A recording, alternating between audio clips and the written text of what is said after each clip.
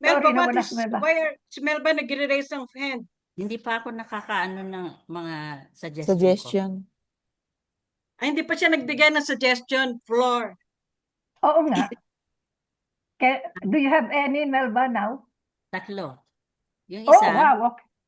yung isa is yung in relation dun sa pagka dapat siguro we think yung legacy, ano? We're thinking intergenerational na.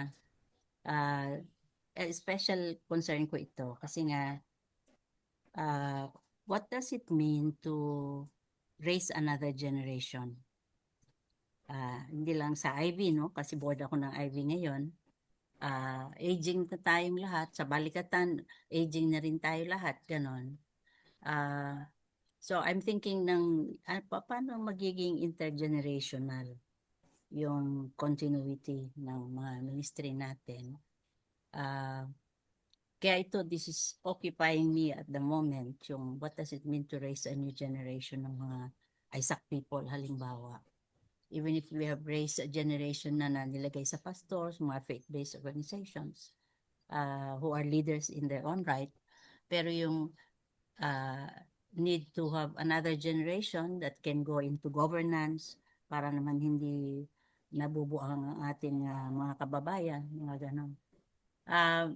So what does it mean to raise yung sa church namin recently, nung Holy Week, we have a whole 3-day session on what it means to be an intergenerational church. Ang aming facilitator si Dai Fernandez, no? Yung mga nasa background lang kami ng mga matatanda na. But it was good to have that kind of conversation church-wide, no? Tungkol sa ano ibig sabihin ng intergenerational tayo. Passing yung, mga memories, etc. At saka yun ding matatanda, what to learn, no? Sa mga susunod na generation. This is also occupying us sa Isaac. Itong May, we are going to have another, on IT, na we have a consultant on, para na earmark para sa mga baby boomers. How to use technology. Kasi ang daming oras ng mga baby boomers pero hindi nagagamit. At merong technology na pwede silang kasama sa advocacy, no? Sabi ko, kahit na aging na, hindi ka na pwedeng pumunta sa mga demonstration or anything. At least may technology na pwede mong ikalat yung mga whatever advocacies you have, ganyan. And this has been our experience dito, yung latest na statement that we released dito sa BP Sara tungkol sa impeachment. Maraming nagre-react, no? At karamihan doon, mga kasabayan natin, mga matatanda. Kasi may oras sila na magbasa. At may oras sila na mag-respond. So we felt na importante siguro na turuan ng mga baby boomers how to be content creators, how to use technology, yung mga ganyan. Kasi maraming oras ng mga matatanda. So isa yon. And then, yung issue ng mental health naman sa mga young people. This really bothers me kasi dun sa generation natin, very few yung magsusuicide. Pero alam niyo ngayon, almost epidemic na. Sa UP halimbawa, sabi sa akin, even before the pandemic, sabi nung isang professor doon sa College of Engineering, almost every month, merong estudyante na nagsusuicide. At akala ko sa UP din naman lang ito. Yung pala, yung UP Las Baños, ganun din. No? That's why itong si Aleli was very concerned. So siya na yung ginawa ng UP na taga-council ng mga families tsaka mga estudyante na may mga suicidal na mga klase, may mga ganun. So, hindi ito, hash ito, hindi ito pinapublish maigi kasi nga nakasalala yung prestige nung UP at saka Pero I feel na it is time to address this kasi global din pala ito. Yeah. Halimbawa, alam ko sa Korea, maraming suicide, no? Yung millennial pababa. At hindi na lang yung Japan. Ang Japan, palaging number 1 yan sa Asia. Pero ngayon ang Pilipinas, nakaka-puzzle kasi Hindi tayo ganun eh. I mean, we are supposed to be socially connected as a culture, ano? Pero hindi na ganun. Siguro dahil mga OFW ng mga parents and children are growing up ng walang mga parental guidance.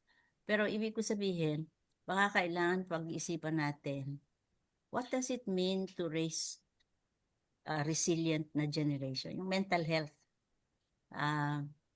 So I'm trying to have conversations with our psychologists ngayon, paano gagawa ng project proposal para sa mental health ng mga bata. Pangalawa, at saka by the way, walang diferensya yung mga Christians at saka hindi Christian. Yung may mga nagsusuicide na very promising, kagaya ng taga CRL na Philippine Science pa, etc. nagsuicide. So, sabi ko, what is in our faith na hindi, Christian. it does not make people resilient. No, lalo na yung mga young people. And ano yung mga cultural factors din dito? Dahil bakit yung generation natin, meron man nagsusuicide, pero hindi ganyan. Hindi ganyan karami. Tapos merong na research ngayon na sinabi nila globally 50 countries daw. Hindi ko alam paano nila ginawa yung study na yun. Sabi nila, across the board, yung mga young people, millennials daw, are not looking for information. Marami na sila nun. They can get the internet. Magagalit, sasabihin mo lang. Pero, Not an issue. I will ang do it. kailangan nila is connection. Hindi information, connection. So sabi ko, what are our churches doing so that yung connection na yun, mahahanap nila sa church, no? May mga safe spaces sa church na pwede silang magsabi ng mga kung ano nilang gustong sabihin. Everybody has this, nicey-nicey na face, pero actually, they are struggling with many things na nobody can help them. Ngayon, so walang diferensya, Kristiyano, wala. Tapos, gusto ko rin malaman, for instance, yung issue ng, yun na nga, paano, kasi nga, in 2 years' time, we have a very critical election, no? Pag na-elect yung si Sara, naku, kawawa na ang Pilipinas. So, hope mo dyan, yung mga kabataan, yung voting age ngayon, nung nakaraan, 51% mga millennials daw. Tatapusin ko muna to. I'll arrange that and remove it. So actually, magandang pag-isipan natin to across the board. What does it mean to help the next generation? Malaking usapin ito. Lalo na tayo, since marami naman tayong mga experiences, marami tayong mga reflections, para natin matatawid yung ating susunod na generation. So, importante ito sa akin. Tsaka yung mental health. At maraming mental health din ang mga hindi lang yung young people, kundi yung mga matatanda na kagaya natin. Kasi nga, isolated na sila, lonely sila, wala silang makausap, busy yung mga anak nila, etc. Ganon. So, paano rin matutulungan yung mga matatanda? Especially, kayo dyan sa Amerikano. Dito sa Pilipinas, at least, ako, ang problema ko is how to get away from people. Diyan sa kawawa yung mga mag-isa, lalo yung mga single, no? Mag-isa lang sa mga apartment nila o sa mga bahay nila. So, in other words, yung issue ng young people at saka yung old people tungkol sa mental health, no? Resilience, remaining healthy, ganyan. Baka magandang tingnan natin ang maigi yun. So, yung tsaka how to use technology rin. Like itong May, we have an upcoming ng seminar on content creating para sa mga baby boomers. So it's good for us to go to think about this. Plus yung isa pa, yung end times. Kasi napakaraming problema. Itong end times na ito, yung kumakalat na theology, no? Sa internet na medyo very disturbing. Yung sarong-saring isip. Ito yung katuruan na tingin ko dapat we should put our teeth very deeply dito. Anong ibig sabihin ng what is the future? Talaga, no? Merong gumawa na ng dito na reflection na gusto ko si John Lennox. Kilala ba niyo si John Lennox? Si John Lennox, meron siyang video on Revelation and the End Times. Ano ba pangalan nun? May book siya. At meron din siyang interview tungkol dun sa libro na yon. Yung AI, ano yung AI at saka technology at saka end times.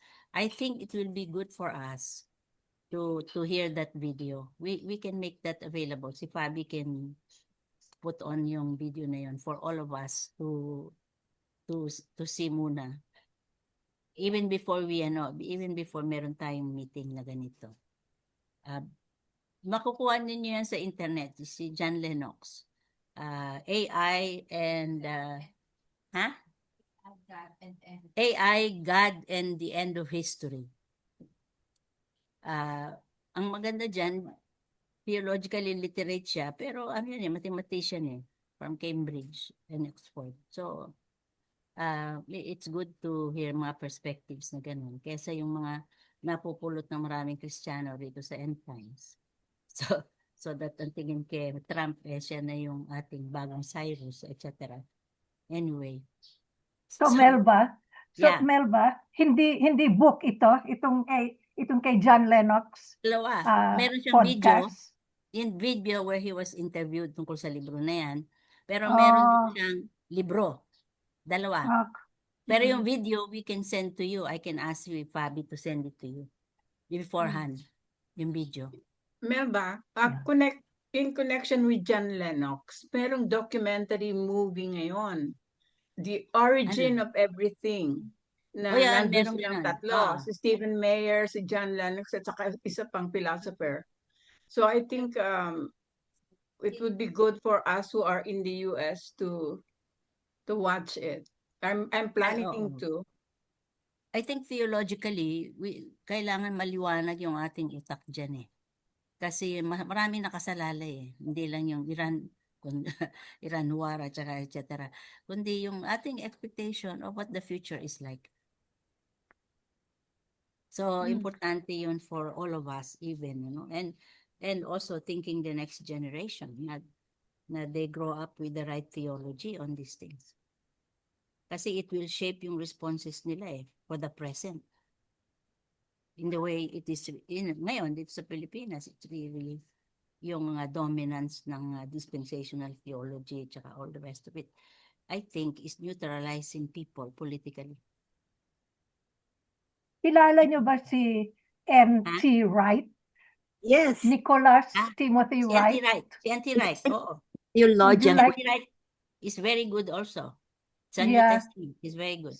So, yeah, on Revelation, he has a commentary on that. So maybe we will see how we can go about this and assign somebody to facilitate or to arrange. Okay. Thank you, Melba. Magbasa-basa na tayo siguro. Whatever, I can send you some video ni John Lennox. There you go. Yeah. Okay, we will remind you to send the video. Interesting itong AI, God and the End of History. Okay, I think let's wrap this up and give the time to